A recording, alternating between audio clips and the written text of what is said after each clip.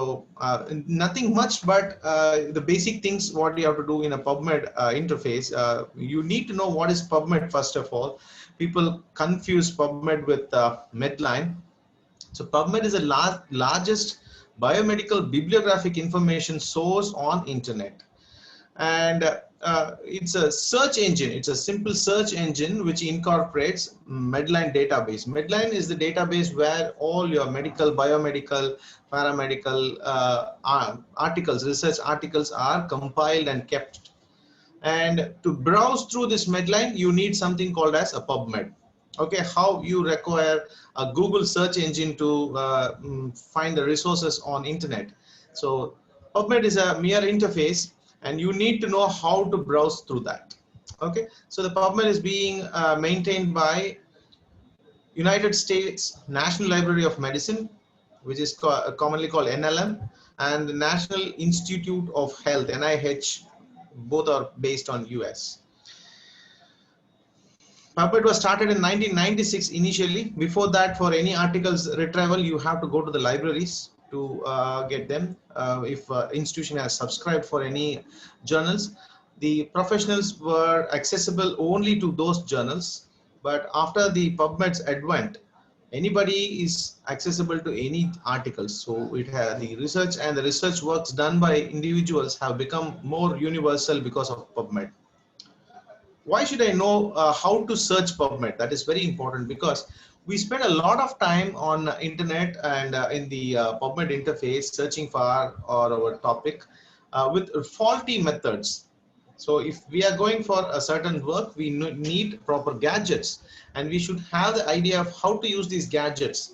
Here in this scenario, you have a work, you have a gadget, but you don't know how to use the gadget means, then you are going to beat around the bush for a long time. So simply to say, if you want to know, if you learn how to use PubMed properly, the time you can save is immense. And the results what you are going to retrieve by means of the systematic search is going to be much more compared to a vague search what you are normally doing. If you're already doing a systematic search, well and good, that is appreciated. Just listen to my presentation if you have any take-home message. Otherwise, you can also contribute to this, my dear friends. So what I would like you to tell is, once you come to know about how to use this PubMed, please teach to others, because this will be of very useful information to many people. Teach to your students or teach to your friends. And whenever you are having a casual discussion, also discuss about this. Okay, yeah. An analysis was done in 2015 on PubMed users based upon their expertise, that is in experienced and non-experienced PubMed users. The results of the study came out in strong recommendation of the experienced PubMed users retrieved relevant documents more quicker than the non-experienced PubMed users. Just one research which has been done on this thing. So the time taken and the number of informations you can get by means of this experienced PubMed users are high. So you should know how to use this tool. So I'm coming from the research problem. The research problem is the source for research. Actually, you need to have a problem based upon which you can build research. So this research problem can be individualized. You may have, as an individual, you can have a research problem, or it may be an institution based. Maybe if you are joining a university, the university may be having some sort of a research problem and they'll be working on it and you will be joining with that. Or it may be a program based. For example, if there is a program like a malaria eradication program or COVID eradication program, so they'll be having some sort of research problems and you may join there as a research associate. Or it may be an researcher based, an individual researcher will be there. For example, if I'm there, if I'm doing a research on certain things, if I want some junior researchers, I can call upon junior researchers and they all will be working on my research problem. So the research problem can be of any type, but once the research problem is clearly known, it may be from academics, it may be from clinical side, it may be coming up after you read a theory or a book or something like that. From wherever you may have a research problem, You have to put this research problem into a research question. So that is very important. So the research, I think in this COVID time, many people have spoken about this, and I think you all will have a very good idea, but still just I'll brush up this. So you have to put it in PICO model. So the PICO model is, P stands for the patient. What is the patient you are dealing with? I is for the intervention, what you are going to test. And C is for the comparison group, that is with which you are going. And O is the outcome, what outcome you actually expect as a result of this. Fine, you have to split your question into these into these four keywords, because these keywords are going to give you the search strategy. Based upon these keywords only, you're going to search. Fine, so we will see an example later. Okay, so there are some terminologies called as Boolean search terminologies. So these Boolean search terminologies are using if you want to know about physiotherapy modalities or physiotherapy interventions for pain relief. So if you should not write it as physiotherapy for pain relief. You have to cut short your words as far as possible using the keywords, and you can use this and in capital letters as a conjunction. So and should be in capital letters. That means you want to search both about physiotherapy and about pain. Any article pertaining to both of this will be surfacing. You won't have any articles which are only pertaining to physiotherapy. You will have articles only pertaining to physiotherapy and pain. You can also use this word called as or, where you are searching like you want to know how to reduce low back pain. You can say exercise or physiotherapy modalities. In that sense, or should be capital letter. Exercise or physiotherapy, and you can add and low back pain. So then that means exercise pertaining to low back pain or physiotherapy, any other modalities pertaining to low back pain will surface. So if you don't want certain things, if you're searching exercise for low back pain, you're getting a lot of yoga related articles. So you don't want that, because you want to purely go into scientific terminologies, and you don't want to assumption based interventions. Then you can write this word not in capital letters. So you will not get anything about yoga. If you want to avoid modalities, you can say physiotherapy, not modalities, pain management. So that is how it should go. So these search terminologies called as Boolean search terminologies. When you are using manual search, we can use it, but the new PubMed interface states that they are already incorporating these Boolean terminologies. So you need not use these Boolean search terminologies separately. We are giving you an option. That is how they're saying. So next is, there is something called as an advanced search operation. I'll show you practically also.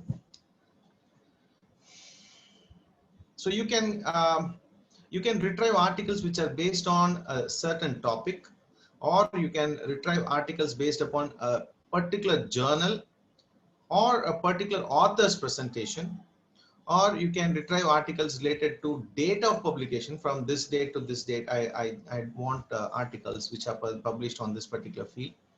And you can use some fields. So those things I will let you know. So you can also add a history. What are the search history you have added, which I really love that option, because I might have searched certain things 2-3 weeks before, and I might have got some results, but I would have missed certain articles. But if I go to my history, I can search out what are the search terminology I have used, and what are the search results available. So, and you should know how the PubMed works first of all when you are searching. So we say search engine optimization for Google, Google search. So for PubMed, you have something called as mesh terminologies. So this mesh terminologies are very, very important for you to know. So they are medical heading terminologies. That the mesh is expanded as medical subject heading terminology. For example, if you take low back pain, you may use this word, a keyword as low back pain in your management. How this low back pain has been reported by other researchers. Some people might have reported it as low back ache. Some people might have reported it as lumbago. You can see how many synonymous terminologies are there for low back ache. You may use a back space ache or backache continuously. All these things matters when you're searching. When you're searching back ache, it will give only back space ache results. It will not give you results of backache. But when you're using these mesh terminologies, you will have all the results which are pertaining to this particular mesh terminology. You will have all the results and you will get more data and more research surfacing. So once you use the mesh terminology, you will also be guided to this particular sort of classification where you can select any one of this, because you might be looking into physiology of pain, you may be looking into surgical options of pain, therapeutic options of pain, or something like that.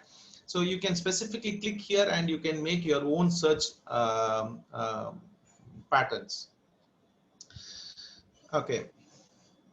I'll without wasting much time, I'll go into the practical sessions.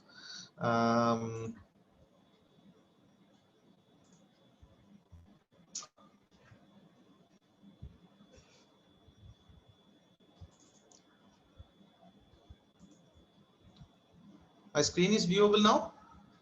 You're able to see my PubMed search engine? Yes, sir. Yes.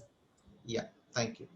So if you see, this is the PubMed search engine. How we normally search is we go and type low back pain physiotherapy or physiotherapy for back pain. So if you use a word terminology, and this is manual searching, you are searching manually. So here you can get these articles. This manual search. If you go into an advanced search option, okay, you have this advanced search option. Click onto this and go to this build. So this will build your search for you. So I will take one particular compare with Bobath in motor recovery. Which is better? That is my question, research question. Okay, better in bringing about a better motor recovery among stroke patients. So here my PICO P is the population. What is the population I'm dealing with? It is the stroke population. The intervention I may have a hypothesis which states motor relearning program is better. So I will say I'm testing for MRP. So it will be MRP is my intervention. Next, what is the comparison group? Bobath. And what is the outcome I'm expecting? Motor recovery. Okay, so I have divided my terminologies in PICO order. So now I'm going to search motor relearning program. Okay, so can you see here and add? If I add here,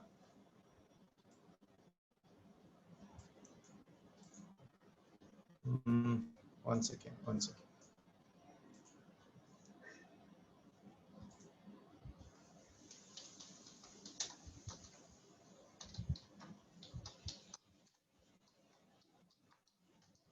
So motor relearning program.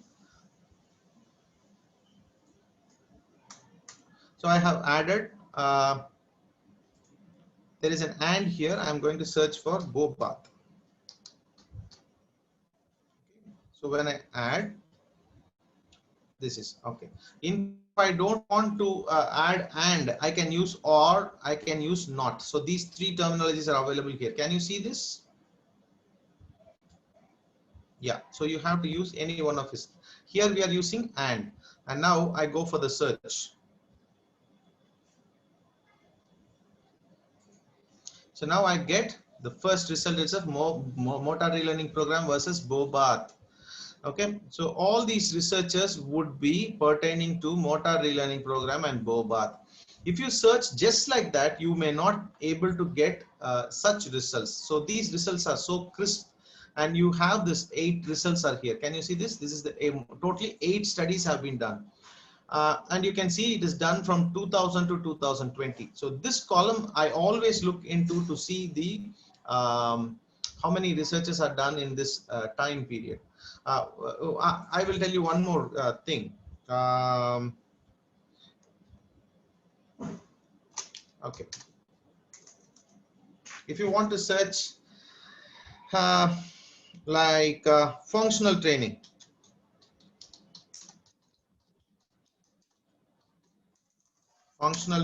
and stroke. Okay, so why this is important here, I will tell you.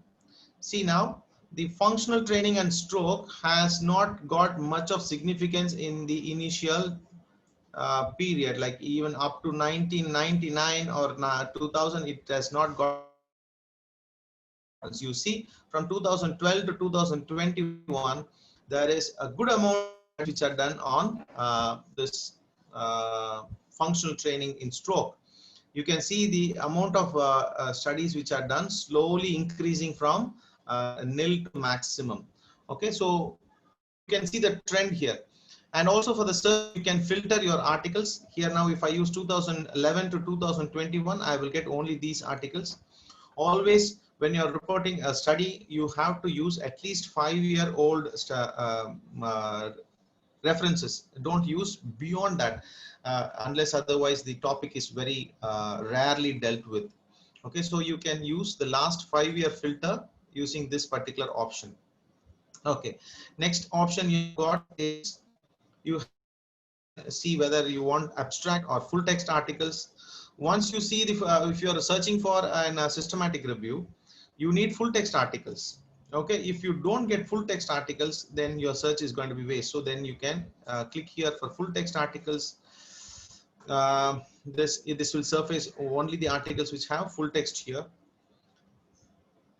You can go what type of research you want. You want to know about randomized control trials, reviews, systematic reviews, meta-analysis, all these things you can click here. I always search like for systematic review, meta-analysis and randomized control trial. If there is insufficient data in these three, I'll go for the other cohort studies and the systematic reviews. You want first last 1 year published or last 5 years or 10 years, you can click here. You can also reset your filters by means of clicking over here. Or if you want to add on to some filters, you can click here and you will get this option. You can have your own add-ons. I normally use English language. If you click here, I want articles which are published only in English, because you may see many articles are published in some Greek and Latin also, which we may not comprehend. So English is default I use. If you want to have studies which are done only on male, you can click here. If you want to have articles done on human being, mostly we search for human beings. Sometimes we search for non-human models when you are searching for motor control theories and certain biological studies. You can also go for non-animal studies. You can click the type.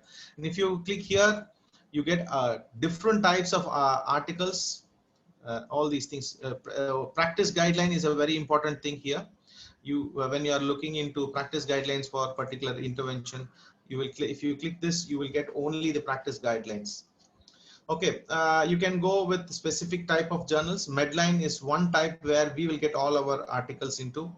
And if you want to search, for example, motor relearning, neurodevelopmental therapy for pediatric population, you will not get if you put NDT and pediatric population. Instead of that, you can select this age category.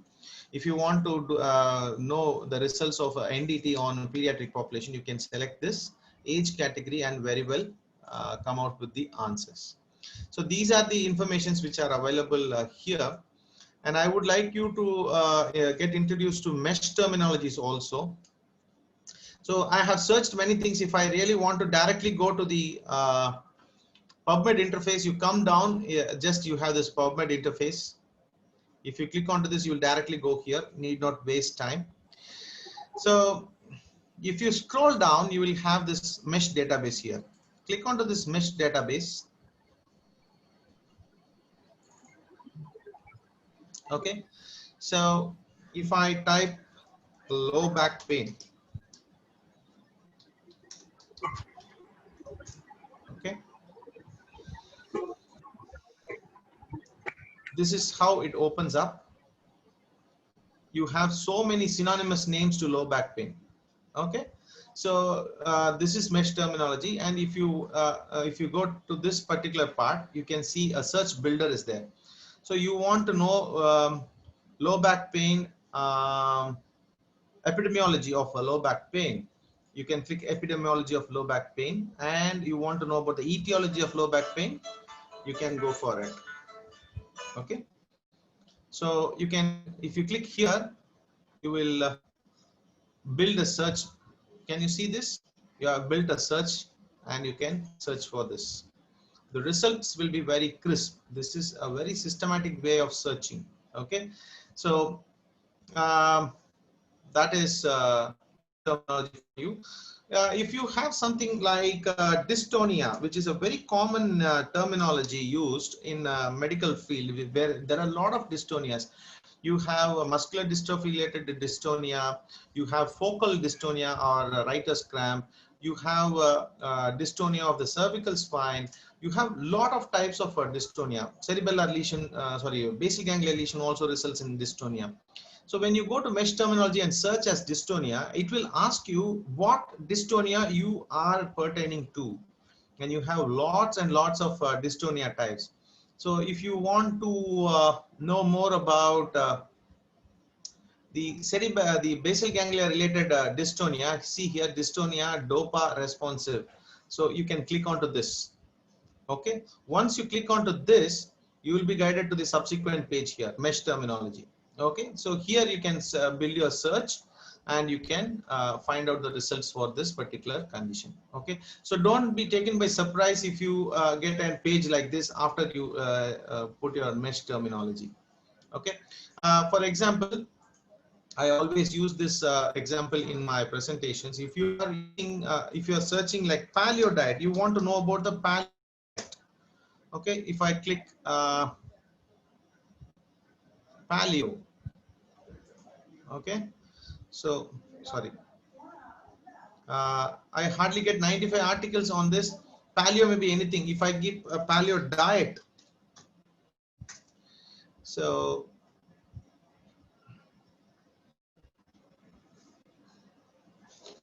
I'm not getting much about paleo. Directly an article is opening. That means there is only one result for paleo.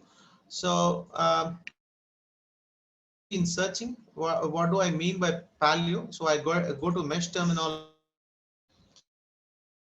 search this word paleo, and even I don't know the spelling for that, so I just click paleo diet. It will give me what are all the things. See, it is actually called as Paleolithic diet. I have to search as Paleolithic diet. If I search using this proper terminology, you have so many synonymous for this: caveman's diet, hunter's diets, all these things. So now if I want to know about this Paleolithic diet, I have so many classifications here. Okay, so if I want to know the epidemiology and the history of Paleolithic diet, I'm creating a search builder, and I'm searching now. Okay, see, I've got 23 articles. Initially I had only one article. Now I have 23 articles. So my dear friends, that's how you have to search. And finally, I would like to tell you, I really don't want to take much of the organizer's time. Such presentations, if they are more crispier, then they'll be nice. Otherwise, it will be too lengthy, means it will be boring. Here you have got login. See, I have created my login. So the best advantage of having a login is you will have a dashboard. If you have registered yourself, you will have a dashboard. See, whatever search I have done so far are saved here. My recent activities are saved here. Okay. If I'm searching low back pain, again, I'm just telling you for an example. So I like this article, this one particular two articles I like. I can save them here. Okay, I can save them. I can create a file and I can save them, and there will be a confirmation that citation downloaded. You have this downloaded here. Can you see this? It is downloaded for me. It will be in a different format. You can convert them into what to say, Word format. Okay, it is in set.txt text format, set text format. you have to convert it into Word document by going to Google, and you can click how many ever articles you want, and you can send it to you can save it for your bibliography. That will be very useful. Or you want to email it, you can email it. To send it to your clipboard, you can send it to your clipboard. Again, 4 items are added to my clipboard. Okay, so this is one advantage of creating a account. I can also add my publications into this. There is a column for that, an option is there for that. And also very important as a researcher, what is your research interest, and you are searching too much into it, and you have to get familiarized with certain topics, means you have to use a dashboard. Okay, you can see these are all the articles I have saved for my future readings, so you can do that. Okay, I think I have covered almost all the search. The new PubMed has become so easy for people in terms of searching. I think, yeah, this one option I forgot to tell you. Okay.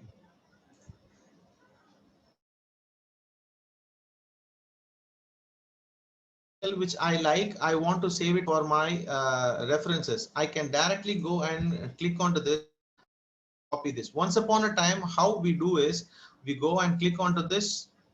Okay, and after this opens up, we will copy these topics separately, the author separately, the citation separately, and we will paste, and we have to modify to the our what to say referencing style.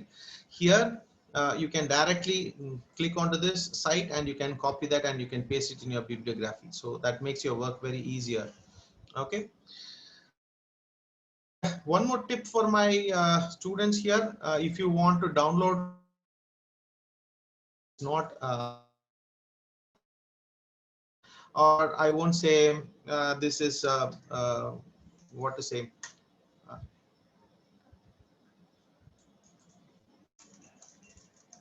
sorry.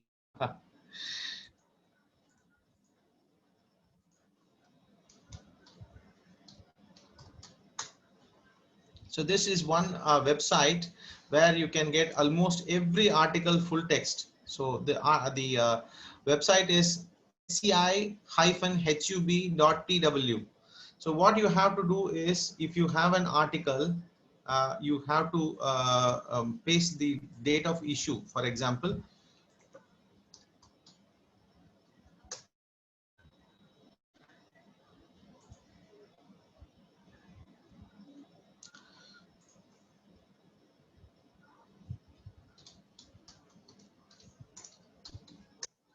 so I am looking into this hemiplegia, this particular article. Okay. This particular article is a subscription based article. I don't have a free full text here. It is paid. Okay. So this is there, the date of issue, DOI. I have to copy this DOI, and I have to paste it here. And if I go for the search,